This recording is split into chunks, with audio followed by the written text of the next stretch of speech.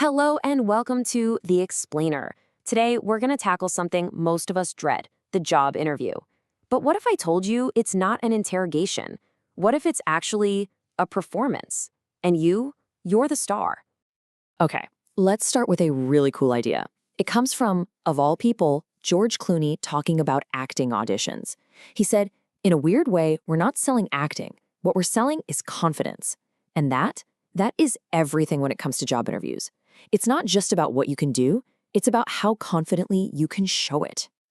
So let's really lean into this. We're going to completely reframe the interview. It's not a test you can pass or fail. No, it's a performance. And you're the star. Your role for the day, the ideal candidates. See, when you think about it like that, suddenly you've got control. You've got focus. You know exactly what you're there to do.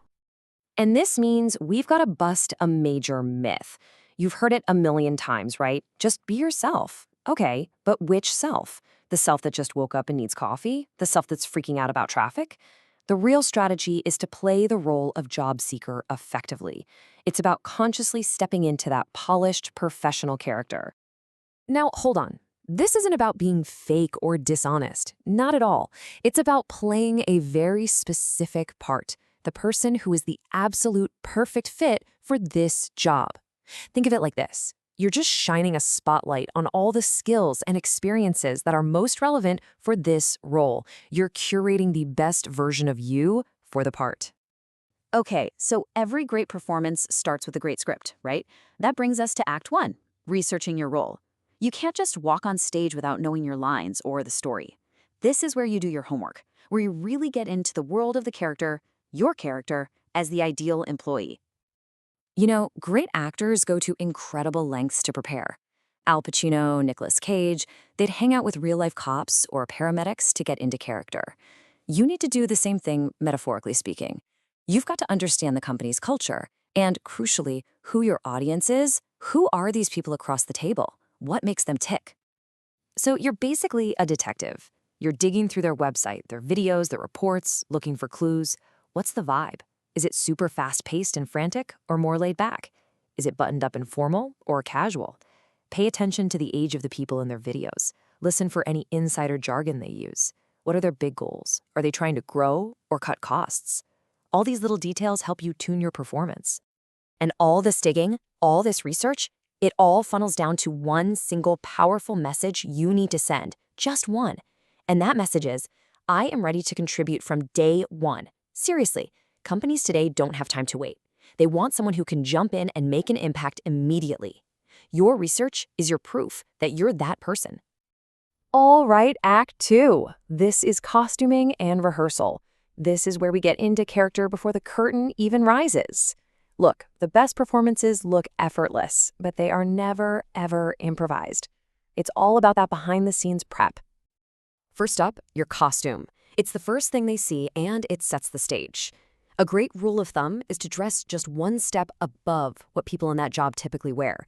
Why? It creates something called the halo effect. Basically, when you make a great first impression with how you look, they're more likely to think everything else about you is great too. It's a little psychological trick that works. Okay, now for rehearsal. Think of this as a simple 3-step plan. Step 1, know your material cold.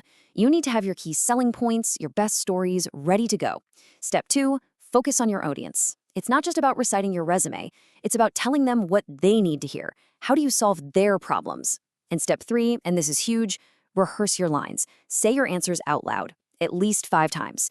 This gets it out of your head and into your muscle memory, so it sounds natural, not like you're reading a script.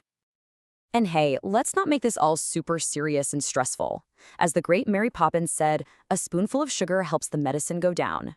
A little bit of a positive, lighthearted attitude can make all this prep way easier to swallow. And it's showtime. Welcome to Act 3, your on-stage performance. The research is done, the costume is on, you've rehearsed your lines. Now it's time to step into the spotlight and deliver your performance with some real impact. You know it's coming, right? That question. So, what would you say is your greatest weakness? But listen, don't panic. A great performer knows this isn't a trap. This is your moment. It's a scripted beat where you get to deliver an absolute showstopper of an answer. And here's the magic formula for that showstopper. It's a 3-parter. First, you talk about a real, genuine failure from your past.